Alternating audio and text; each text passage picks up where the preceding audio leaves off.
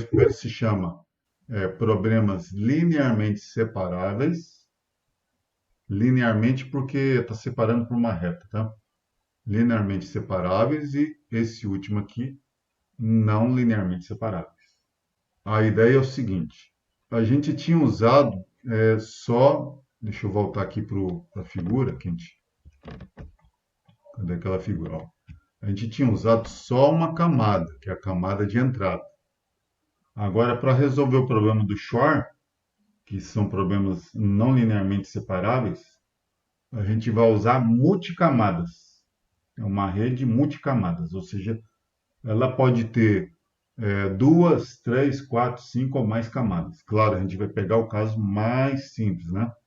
Tá? Que é o caso de ter uma camada de entrada, uma camada do meio, que é a chamada camada oculta, e a camada de saída. Tá? Então vamos ver aqui como vai ser aqui. Ó. Deixa eu ir aqui. Vou te explicar aqui a ideia, ó, como é que vai ser feito. Aqui é a camada de entrada, x1, x2, né?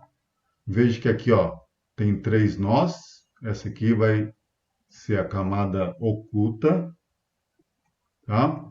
E tem aqui a saída, tá? No nosso caso aqui, ela tem uma saída, mas dependendo de outros problemas, eu posso ter mais de um nó aqui na saída. Aí vai formar uma camada, né? Tá? Então a gente tem dois nós de entrada, três da camada oculta e uma de saída. Bom, a nossa função de ativação não é aquela função escada. A gente vai usar outra função que ela tem um comportamento melhor do que o anterior. Lembre que o anterior era assim, ó. Começava lá num valor, ó, era zero até um certo valor ali, e aí depois um a partir desse. Então ou ele dava zero ou ele dava um. Tá? Agora veja, então ele dava um salto, né? Ó, de zero já pula para um. Aqui não, aqui já tem uma curva mais suave, ó. Uma curva contínua e suave, tá? Que daqui a pouco eu vou dar um nome, vai ter um nome específico para essa função.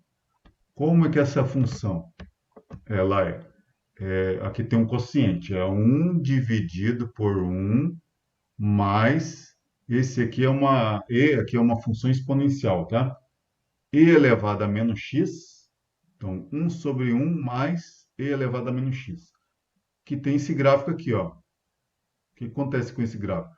Para valores muito grandes, a saída vai dar próximo de 1. Para valores muito pequenos, ou seja, negativo aqui, ó, o valor da saída vai dar próximo de zero. Aqui no meio, ou seja, se tu botar x igual a zero aqui, vai dar 1, e elevado a zero dá 1. Aqui vai ficar 1 sobre 2. Então, se a entrada aqui é zero, a saída vai dar meio, dá 0,5, tá vendo? Passa bem aqui no 0,5. Então, essa aí é a função de ativação. Eu chamei de F1, F2, F3 só para representar que eu vou ter, obviamente, valores diferentes quando eu aplico a função, mas a função é a mesma, tá? É a mesma função, essa função aí. Muito bem. Então, a gente vai aplicar esse modelo. Aqui tem os pesos, ó. A gente vai ter, chamei P0, é o peso entre a camada de entrada e a camada oculta. E peso 1 são esses pesos aqui, ó, o W1, W2, W3, ó, que fica entre a camada oculta e a saída. Tá? Então, ó, esse aqui é paulado, hein? É muita conta para fazer. Eu vou explicando as ideias aqui, tá? Mas eu não vou entrar muito a fundo, tintim por tintim, de como é feito. Só a ideia geral. Olha só, aqui o que é feito? Ó? Ele calcula aqui as primeiras somas, ó, que é essa aqui, ó, como a gente fez anteriormente. X, olha só, percebam aqui o que chega nesse nó. O que chega nesse nó? Chega essa setinha aqui, que é desse peso aqui, ó, P11, e chega nesse mesmo nó, esse outro peso, né? P21, certo? Então eu vou fazer as contas com relação a esse esquema aqui da figura.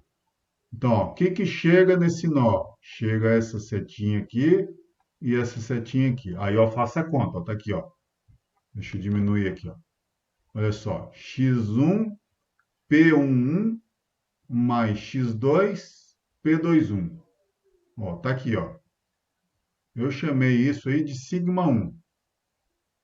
Aí, em seguida, eu aplico a função de ativação, ó. Veja que aqui tem o valor da soma e o valor da ativação. Aí eu pego a função ativação, que é essa aqui, e aplico nesta soma aqui, que é o sigma 1. Aí eu vou ter uma referência aqui de valor de ativação, que eu chamei de F1. Aí faço a mesma coisa. Deixa eu apagar aqui para não complicar muito. O que chega no segundo nó da camada oculta? Ah, chega esse segmento aqui e esse segmento aqui. Então, eu sigo a ideia aqui, ó. Fica x1 vezes P12 mais x2 vezes P22. Aí eu vou ter o valor da sigma 2. Aplico a função de ativação, que é a mesma, em sigma 2 e vou ter o F2. Aí faço a mesma coisa para o terceiro nó. Essa ideia aqui, ó, gente, eu estou fazendo, eu vou fazer para cada entrada, para cada conjunto de entradas. Vou fazer para esse, vou fazer para esse, vou fazer para esse, vou fazer para esse. Na verdade, já está feito, né? Eu só estou mostrando para vocês. Já está feito aí em seguida, já tem as contas aí. O que chega no terceiro nó, né, da camada oculta? Aí tu vem aqui, ó, P13, x1 P13, né, mais x2 P23, tá aqui. Então esse aí é o sigma 3. Aplico, na verdade isso aqui não é 1, é 3. É só para diferenciar os valores, que possivelmente são diferentes, né? Aí o F3 aqui, ó, é justamente o valor de ativação, a função aplicada em sigma 3, né? Muito bem. Aí eu vou ter o resultado de F1, F2, F3. Certo? Bom, adivinha o que eu vou fazer? A mesma coisa. Aí eu vou, claro que aí a entrada aqui passa a ser F1. Aí eu multiplico F1 vezes W1 mais F2 W2 mais F3 W3. E aí vai produzir uma quarta soma. Uma quarta soma. Então veja que a rede ela está caminhando, né? Da esquerda para a direita. Tu começa de uma ramificação até chegar no final, ali na saída, né? Ou seja, no final, aí eu vou ter o resultado do sigma em azul aqui, ó.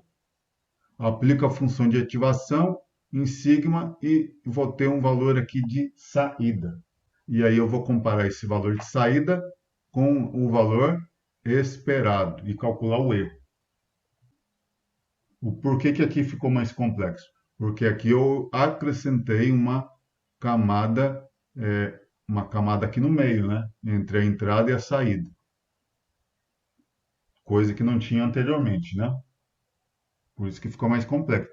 Agora, se você quiser mais complexo, ainda pode você querer, por exemplo, em vez de ser uma camada oculta, querer duas ou três camadas ocultas. Aí o nível de complexidade é maior. Muito bem. Aí, ó, a gente calcula também a média dos erros, tá? Só que aqui vai ser valores absolutos, né? Que eu vou calcular. Calcula aqui, ó, a média dos erros. Isso aqui vai dar um número decimal de 0 a 1, né? E aí eu multiplico por 100 e vai dar em porcentagem, tá? Aí o acerto, obviamente, vai ser 1 menos o valor que achei ali, né? Tá? Bom, aí, feito isso, se no final o erro está muito grande, ou seja, não está próximo de zero e não é igual a zero, então a gente tem que calcular novos pesos.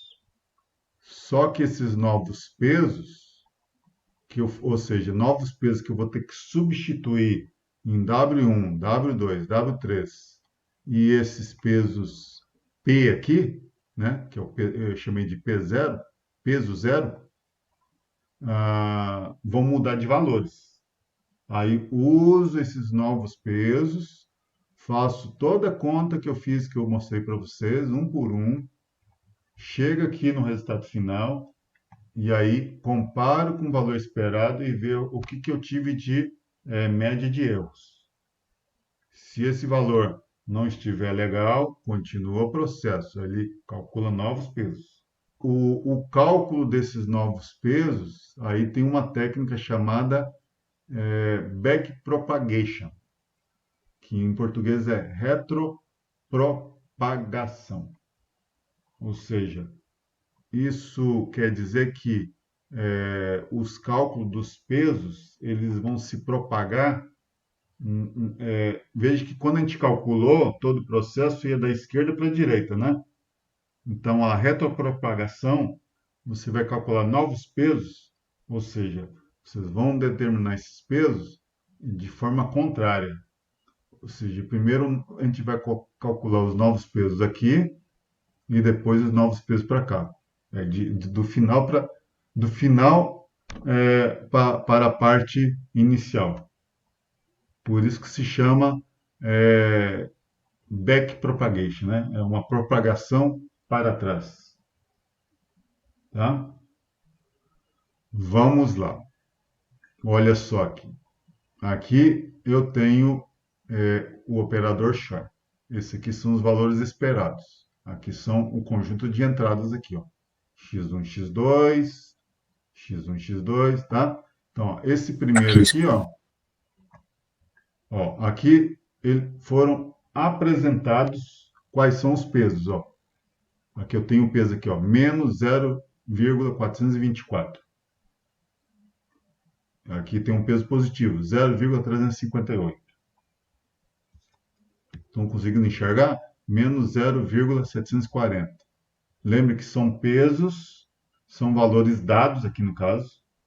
Esses pesos são valores dados. E esses pesos são valores do intervalo de menos 1 a 1. Tá? De menos 1 a 1. Ok? Vamos lá? Vamos ver como é que... Vamos aplicar isso. A gente tinha falado da função de ativação, né? Essa função de ativação aqui que usa a exponencial se chama função sigmoide. Tá? Na literatura aí de redes neurais eles chamam de função sigmoide. Essa função sigmoide ela tenta a saída dela não destoar muito da entrada. Tá? Não destoar muito da entrada, porque isso ocorre muito nessa função aqui, ó. Muito bem, execução do algoritmo, então, ó. Isso, se fosse fazer à mão, né? Ó, primeira entrada, aí tu vem aqui, ó, 0, 0, tá? Aí tu vem aqui, ó, 0, 0, aí multiplica. X1 vezes isso aqui, ó, é para chegar aqui, lembra que é para chegar aqui, ó. Depois, 0 vezes 0,358. Óbvio que essa soma aí vai dar zero, né? Porque a entrada é 0 e 0. Aí tu vem para o segundo neurônio. Segundo neurônio. Aí tu vem 0 vezes menos 740, tá aqui, ó. Depois, mais 0 vezes menos 577. Vai dar zero também. Aí tu vem no terceiro neurônio, 0 vezes menos 469. Né? Desculpa. 0 vezes menos 961 mais zero vezes menos 0,469, que também vai dar zero.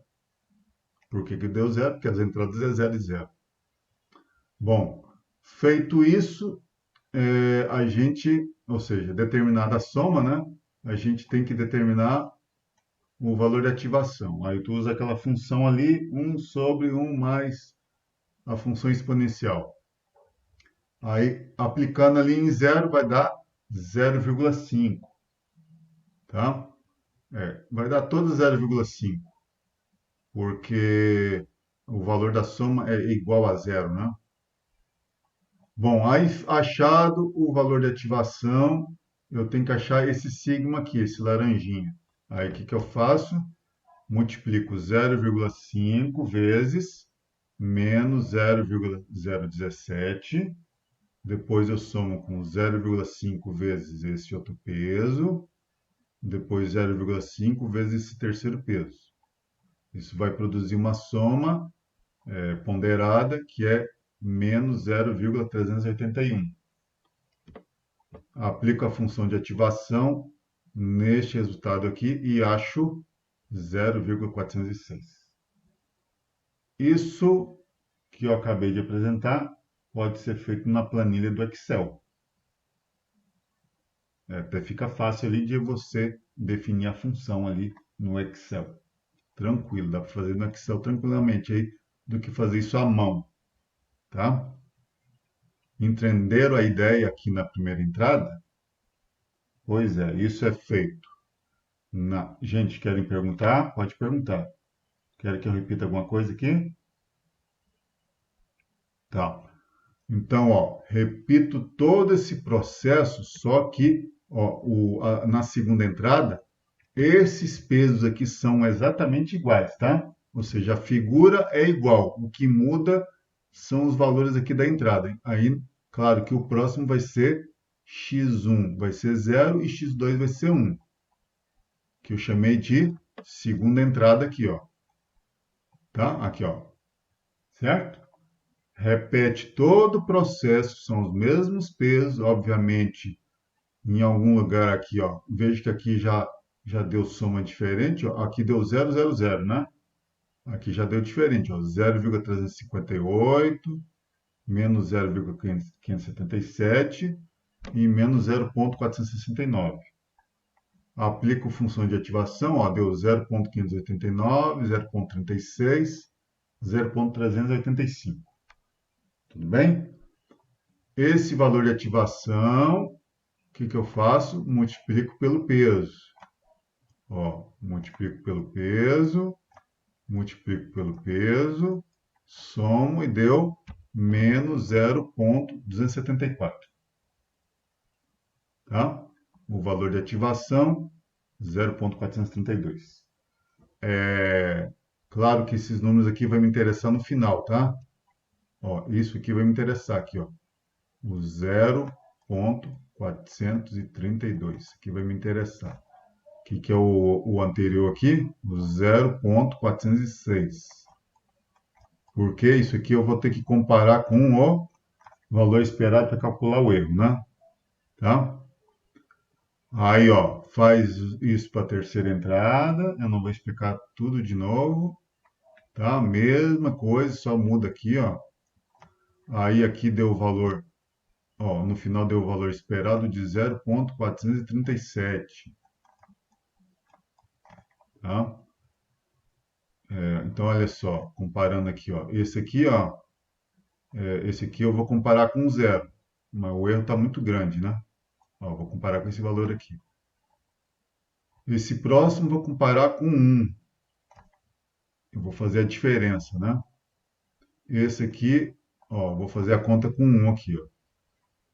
Agora na quarta entrada, 0,458, né? Aí eu vou fazer o valor esperado menos 0,458, ou seja, é o erro ali. Bom, vamos lá. Eu acho que eu tenho uma tabelinha pronta aqui disso aí, ó. Aqui, ó. Ah, aqui, ó, foi calculado os erros, ó. Esse último aqui deu menos 0,458, né? Aqui, ó, é da quarta entrada. Ó, da terceira entrada tá aqui, ó. Cadê? Terceira entrada. Terceira entrada é 1 menos 0,437. Tá aqui ele aqui, ó, 0,563, tá? Ó, aqui a da primeira deu menos 0,406, da segunda 0,568. Bom, aí eu somo isso aí, só que em valores absolutos. Veja que aqui deu tudo positivo, ó, nessa linha, né? Então eu somei esses quatro valores, dividi por 4 e deu uma média de erro de 0,5 de erro. Aqui eu arredondei, tá? 0,499, arredondei para 0,5, ou seja, a média de erro deu 50%, tá? É ótimo, porque ótimo que eu digo sim, comparando com o código anterior, né? O algoritmo anterior não resolvia o problema do short. Bom, mas aí, claro, eu vou ter que. O erro está muito grande. O acerto foi de 50%, que é a mesma coisa que de jogar uma moeda para cima, cair cara ou coroa, né? Então, eu vou ter que ter uma metodologia aqui para recalcular os pesos, tá? Para baixar o erro e aumentar a porcentagem de acerto, tá? Aqui foi feito aqui um código até onde a gente pensou aqui, tá? Ó, aqui foi definido a função sigmoide, que é aquela função exponencial, tá? Lembrando que aqui no Python a gente tem que usar esse def para definir a função. Este nome aqui você que cria, eu botei o mesmo nome da função, poderia ser outro nome, tá? A entrada aqui que ele vai entrar com a soma, né? Aquela soma ponderada. As entradas, aqui no caso, botei com uma matriz, uma array, né? Na mesma ordem que a gente trabalhou, ó, 0, 0, 0, 1, 1, 0, 1. A saída do operador short, 0, 1, 1 e 0. O peso 0 seria aqueles pesos à esquerda, tá? Entre a camada de entrada e a camada oculta. Eu chamei de peso 0. Ó, 1, 2, 3, são 6 pesos, né? Tá? Lembra que eram 6 segmentinhos, né, que estavam ligando ali. E o peso 1, que são 3, né? São os mesmos valores que eu coloquei ali, ó. Repare aqui, ó, menos 4,424, menos 740. Deixa eu voltar ali, ó. Tá aqui, ó, os mesmos pesos, ó. 1, 2, 3, 4, 5, 6. São esses 6 pesos aqui. Depois o peso 1, menos 0,017, menos 0,893, 0,148. É exatamente igual que eu estou usando aqui no código. Ó, tá aqui, ó. Peso 1, né? Bom, o que ele vai fazer aqui? Ele vai entrar num loop aqui, tá? Claro que aqui não faz muito sentido eu usar o loop, porque ele não está mudando nesse código aqui os pesos. Eu tenho que recalcular os pesos. Eu já estou pensando na etapa seguinte, tá? Por isso que aqui eu acabei colocando esse for j aqui, tá? Então aqui, ó, ele tem aqui ele tem que calcular aqui, ó. Lembra que esse ponto dot aqui é o produto escalar, que são as somas ponderadas aqui. Nesse caso aqui, ó, a camada de entrada vezes o peso 0, tá? Então tem aquelas primeiras somas que aparecem aqui, ó. Deixa eu ver, ó. São essas primeiras somas aqui, ó, tá? E depois tem a última soma, que é de saída. Vamos mostrar aqui então. Opa. Ó, que é essa aqui, ó. Ó, camada oculta e aí ele está usando o peso 1, tá vendo? Essa aqui é a outra soma ponderada.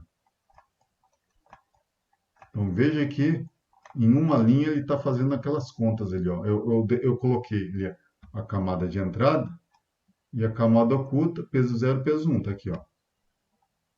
Ó, entradas, peso 0, peso 1. E as saídas também, ó. Tudo ele está chamando aqui para fazer o cálculo dessas somas. Camada de entrada, peso 0. Camada oculta, peso 1. Tá? Aqui a sigmoide aplicada naquelas três somas, né? Que é a soma sinapse 0, que eu chamei, e a final, que é a soma sinapse 1, que é a final. Aqui ele calcula o erro, e aqui ele calcula a média absoluta. A ABS é o valor absoluto dos erros, ó, o erro da camada de saída, que é exatamente isso aqui que foi feito. Ó, tá? Ele faz a conta um por um, faz a soma e divide por 4. É o que está fazendo aqui no final. Aqui. Ah, esse min aqui no Python é uma média, tá? Então ele já calcula a média ali usando essa função aqui do Python. Min é de média, tá bom? Certo. Vamos lá. Só que esse algoritmo aqui, para melhorar, eu tenho que introduzir uma forma de recalcular os pesos. Já são 10 horas. Poxa, vamos ver aqui. Para diminuir os erros, ele usa uma técnica chamada técnica do gradiente descendente. Técnica do gradiente descendente. É muito usado aí para quem faz estudos aí de que você tenha que resolver um problema e minimizar o problema, né? Maximizar ou minimizar. Bom, gradiente tem a ver com uma técnica do cálculo, que é uma disciplina da matemática chamada derivada. E, obviamente, os meus alunos aí não viram essa técnica de derivada. É estudada por matemáticos, por físicos, dependendo até alunos da computação, né? Dependendo onde for seguir, engenharia, tá? Então, técnica do gradiente descendente. Então, aqui você tem uma curva em que representa os erros. Veja que aqui o erro está diminuindo no código, né? E depois ele está aumentando, né? Esse aqui é o gráfico do erro em relação aos pesos. Aí, dependendo dos pesos, do peso, né? Se vai aumentando o peso, ó, ele vai minimizando o peso e uma hora ele pode ir aumentando, depois diminuindo e assim por diante. Então aqui eu tenho um mínimo local aqui, localmente, né? Ou seja, nesta região aqui eu tenho um ponto de mínimo, tá? Nesta região aqui eu tenho outro ponto de mínimo. Agora, claro, comparando os dois aqui, esse aqui é o mínimo absoluto, porque ele é menor do que o outro. Ele está mais abaixo, né? Em relação ao erro, tá? É claro que isso aqui é uma maneira mais simples de visualizar o gráfico do erro em relação ao peso, né?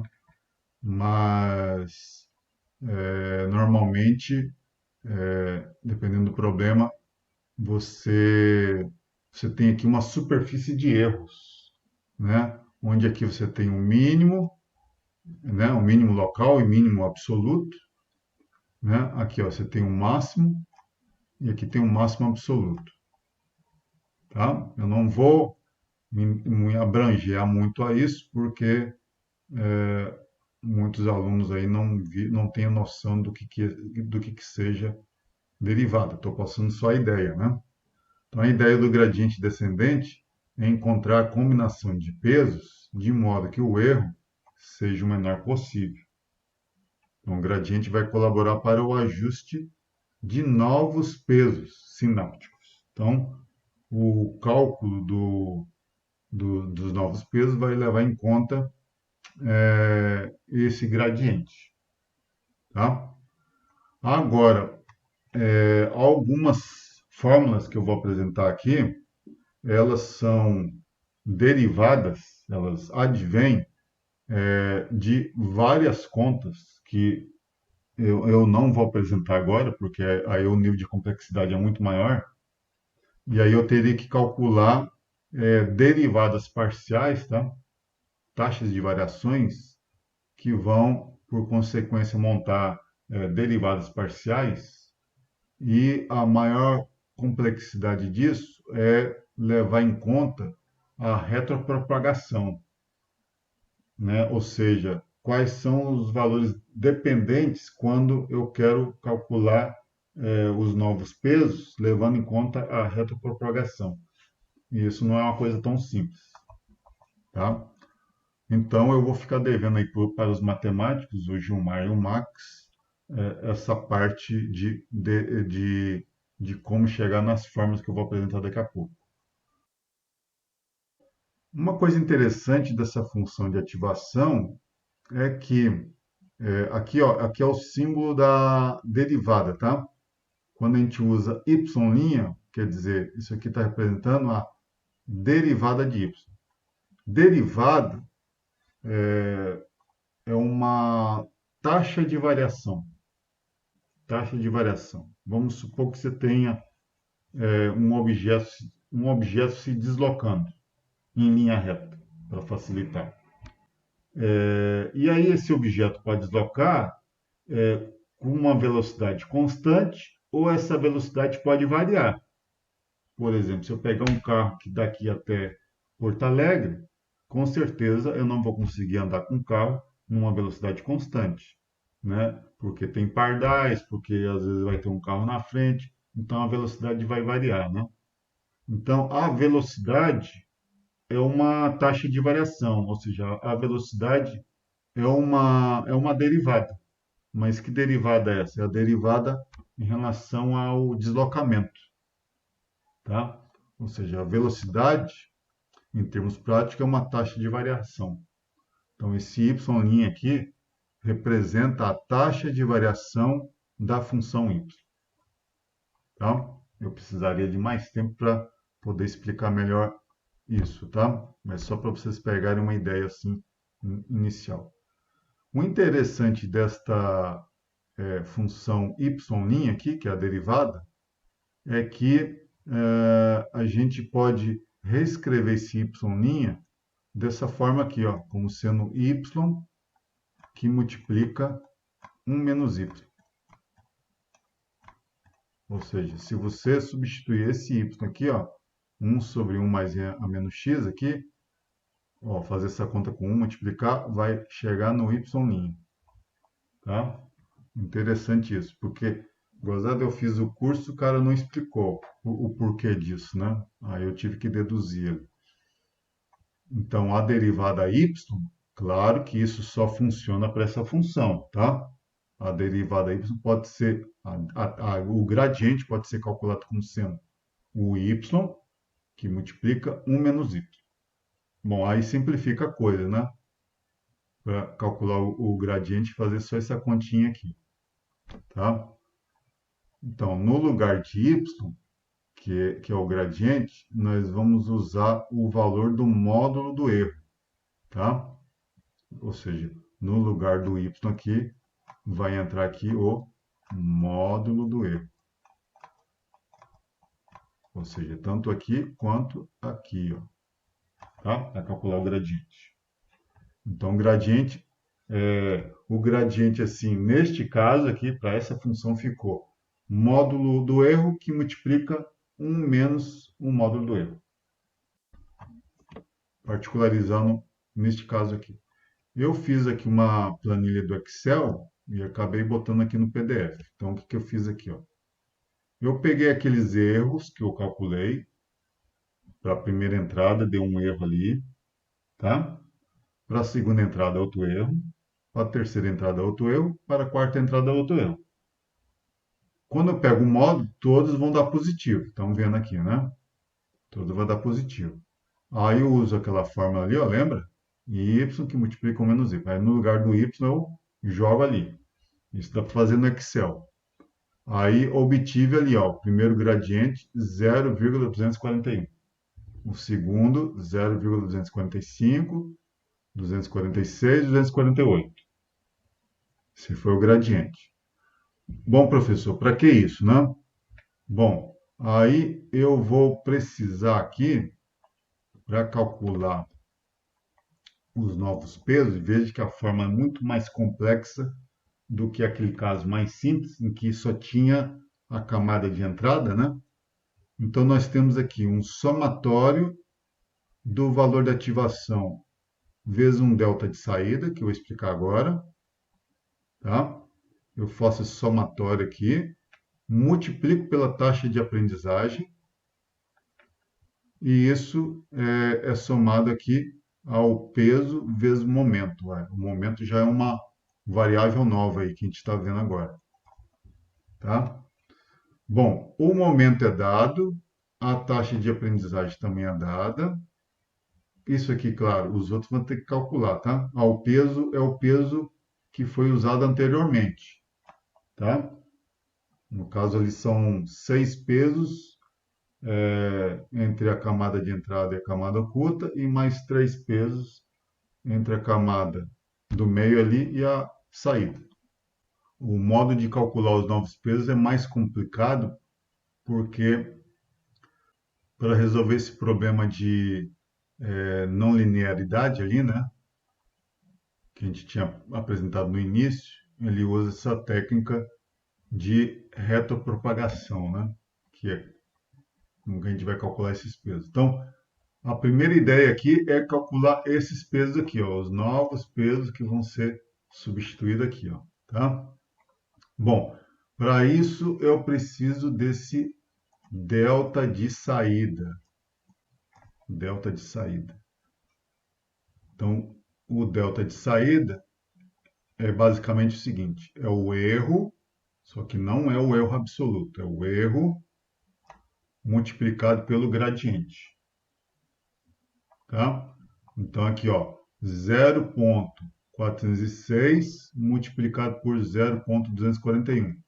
Aí eu obtive o delta de saída. Aí faço para o outro. Segunda entrada, faço produto, acho segundo delta de saída. O mesmo para os outros. Tá?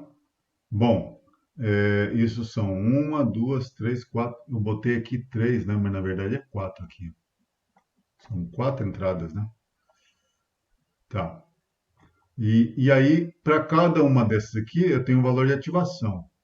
Eu tenho um valor de ativação de saída da primeira entrada, da segunda, da terceira e da quarta, né? Ó, vou mostrar para vocês aqui, ó. Cadê? Aqui, ó. Esse aqui é o valor de ativação, é o valor de saída, que é o 0,458. Ó, o 0,437, tá? Que eu vou usar ali. Gente, tentam pegar a ideia, não ficam muito presos às contas em si, senão vocês vão ficar frustrados aí, tá? Bom, então vamos fazer essa conta aqui, ó. Essa conta aqui do valor de ativação vezes o delta de saída, né? Então tá aqui, ó. Vamos mostrar aqui. Então, 0,5 é o valor de ativação. Aí pegou 0,5 vezes o delta de saída, que é aquele que a gente calculou lá em cima, né? Tá aqui. Aqui, ó, menos 0,098. Então, aqui, ó, 0,5, que é esse aqui é na primeira entrada, tá? 0,5, depois multiplicado por delta de saída, e aí eu tive o produto de menos 0,049, tá? Depois, o outro valor. Ah, tá. Aqui o que está fazendo é o seguinte, gente. Eu vou fazer as contas centrando no primeiro neurônio, tá? Eu vou fazer nas contas centrando no primeiro neurônio. O primeiro neurônio aqui que está representado por essa cor verdinha aqui, ó. Primeiro neurônio da entrada um, primeiro neurônio da entrada 2, tá? O primeiro neurônio da entrada 3, o primeiro neurônio da entrada 4, tá? Então aí eu multiplico 0,5 vezes o delta de saída da primeira entrada, 0,589 vezes o delta de saída ali. Depois eu faço o mesmo aqui, ó, 0,396, né? Tá aqui, ó, vezes o delta de saída e o 0,484 vezes o delta de saída. Então eu multiplico isso, somo e deu 0,033. Esse 0,033 é exatamente esse somatório aqui, ó. E isso só para o primeiro neurônio. Aí faço isso para o segundo neurônio. Ó, obtive 0,022. Terceiro neurônio, 0,021. E aí eu tenho aí eu vou guardar esse valor aí, que é esse somatório aqui, ó. Uma coisa, deixa eu voltar aqui. Eu vou guardar isso aqui, ó. Que justamente ele vai entrar aqui, né? Deixa eu apagar isso aqui. Ele vai entrar aqui, ó. Bom, então eu fiz essa conta aqui. Agora eu vou multiplicar pela taxa de aprendizagem e somar aqui com o produto de peso vezes momento. Então a gente tinha calculado isso aqui, que está lá na tabela. Aqui, ó, os valores, ó, 0,033, 0,022, 0,021. Para quem está acompanhando, eu estou na página 26. Aí a taxa de aprendizagem é dada aqui, foi de 0,3. O momento também foi dado, igual a 1. Tá? O momento e a taxa de aprendizagem são definidos pelos usuários. Isso aqui depois a gente pode até mudar. Tá? Bom, então primeira coisa a gente vai atualizar o peso 1, que é os pesos à direita. Bom, isso aqui foi feita a conta, aqui estão os valores. Então aqui já dá para calcular os pesos. Ó. Então é o peso 1, que são 3 valores, momento 1, o somatório que a gente calculou agora, vezes a taxa de aprendizagem, que é 0,3, e aí eu obtive os novos pesos. Então, esse peso aqui é de menos 0,007, 007, o próximo menos 0,886 e esse aqui 0,154. Isso para calcular esses pesos aqui. Agora, para calcular esses aqui, o que eu chamei de peso zero, eu vou precisar de calcular um outro delta. Então, lembre que isso aqui, para achar aqui, eu usei o delta de saída. E aqui, para calcular esses, eu vou calcular um outro delta chamado delta oculta. Nossa, já falta 9 minutos para minha apresentação. Eu vou ter que dar uma acelerada aqui. Ó, aqui eu cortei, né, os pesos anteriores, ó, e substituí aqui os novos pesos, tá? Bom, o delta oculta, que eu havia comentado aqui, ele está explicado antes da página 26. Aqui, cadê? Aqui, cálculo do delta oculta. Aqui. Então, o delta oculta é o gradiente vezes o peso 1 vezes o delta de saída. Gradiente vezes o peso 1 vezes o delta de saída. Então, vamos ver aqui, ó. Aqui, ó, para a primeira entrada, aqui, ó, gradiente vezes peso 1 vezes o delta de saída. Eu vou ter que multiplicar isso aqui, ó. O delta de saída é uma só, é um só valor.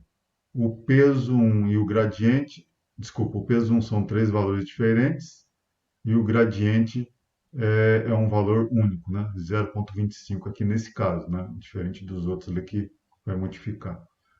Então, eu multiplico 0,25 por menos 0,017 vezes o delta de saída. Então, aí eu tenho os valores. Claro, isso aqui é um valor já aproximado com três casas, né? Com mais casas ia aparecer outros valores aqui, outros algarismos, tá?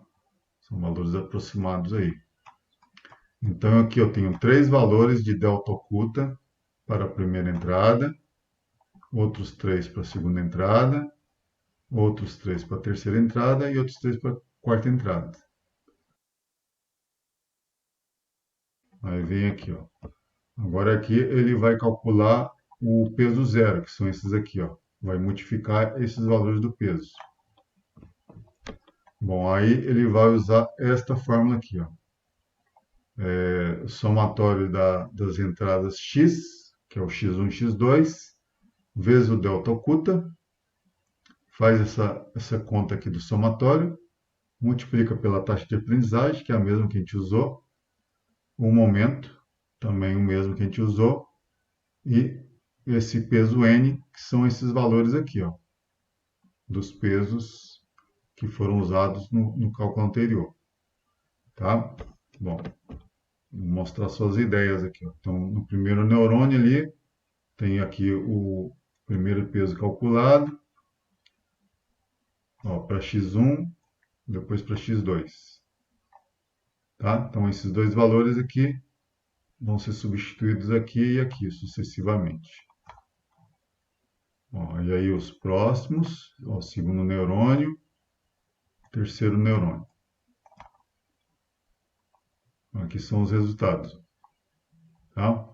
E aí, no final, esses aqui que não está cortado, porque na verdade o peso acabou sendo igual, tá? Ó, esse aqui acabou sendo iguais, né? Iguais aos valores anteriores. Tá? É esse aqui, ó, tá vendo que ficou igual, ó? Igual aos valores anteriores. Esse aqui foi substituído, porque deu valor diferente. Esse deu igual. Esse foi substituído. Tá? Os outros já foram substituídos. Então, aqui eu tenho os novos pesos. Aí, uso os novos pesos. Eu pego a entrada, multiplico o peso, outra entrada vezes o peso, somo, aplico a função de ativação, faço o mesmo para os outros.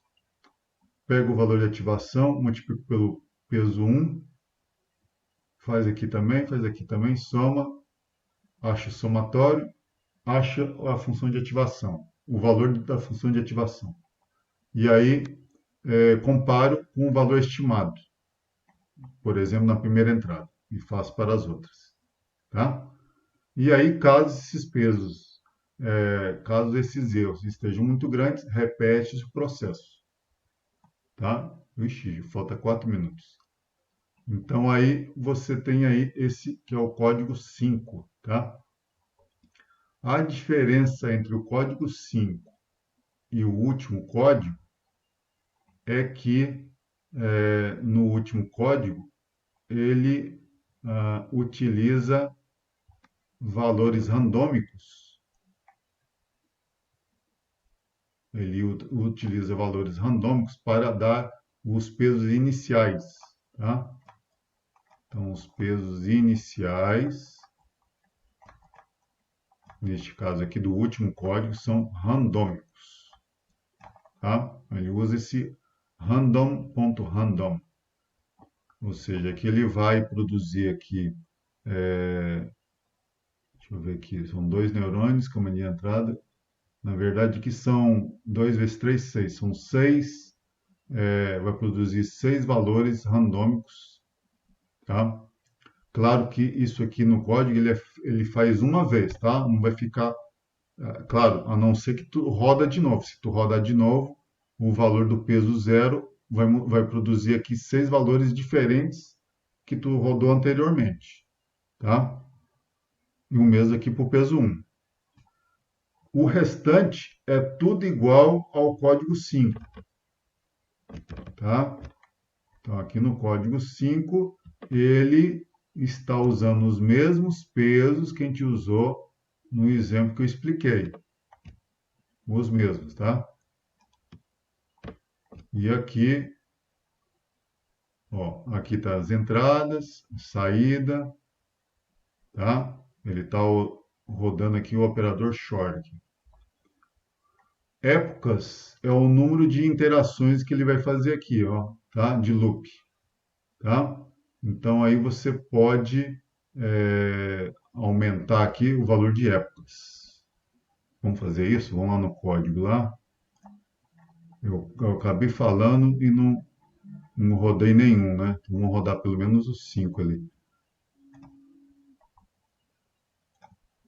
Código 4. Aqui, o código 5. Vamos lá. Código 5. Aqui, ó. Descrita aqui a função sigmoide, a função derivada da sigmoide.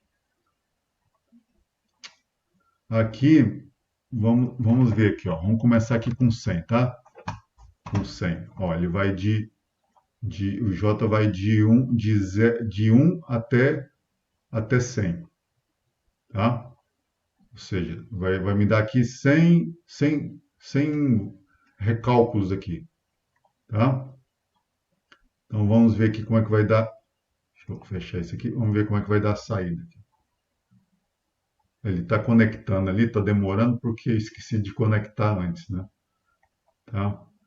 Vamos ver, ele está inicializando. Agora vai me dar o resultado. Então, ó, o tempo de treinamento. Claro, ele fez as 100 interações e teve uma porcentagem de acerto de 50%. Veja que, lembre que quando a gente fez a primeira conta antes de calcular o novo peso, não deu exatamente isso, 50%?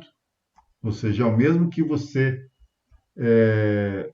tentar interagir isso aí, calculando novos pesos, 100 vezes. Imagina querer fazer isso na mão, né? Tu ia demorar mais de uma semana para fazer isso.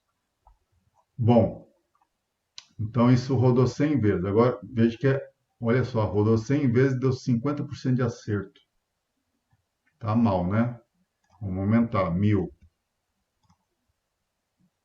1000, vamos lá, 1000. 63%, já melhorou. Vamos botar mais. 10.000. 85%. Eu estou botando múltiplo de 10, tá? Mas não precisa ser múltiplo de 10. É só para facilitar aqui. 100.000 iterações. Vai levar um pouquinho mais de tempo. Ó, tá rodando. 87%. Melhorou. Vamos lá. Gente, não vai ter como ser 100% aqui, tá? Agora aqui, antes era 100.000, né? Agora é 1 milhão. 1 milhão, vamos ver. Demora mais, obviamente. Tá rodando.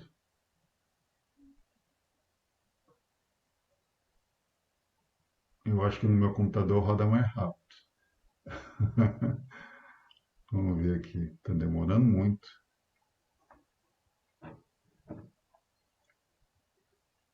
É 1 milhão mesmo que eu botei ali? É. No meu computador roda mais rápido. Vamos ver. Eu acho que tá muita gente rodando redes neurais essa hora.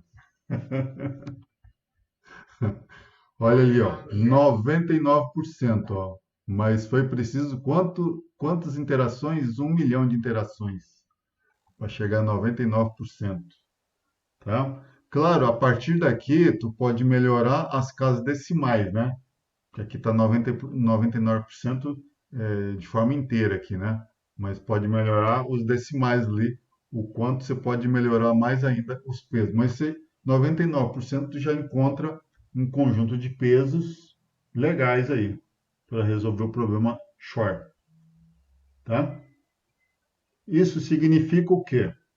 Que problemas parecidos com o Shor, que são problemas que têm aquela classificação de problemas não, como é que eu tinha falado ali? São problemas linearmente inseparáveis, ou também chamado problemas não linearmente separáveis, tá? É, a gente pode usar esse código aí, claro. Aí eu tenho que adaptar com a quantidade de entradas e saídas aí.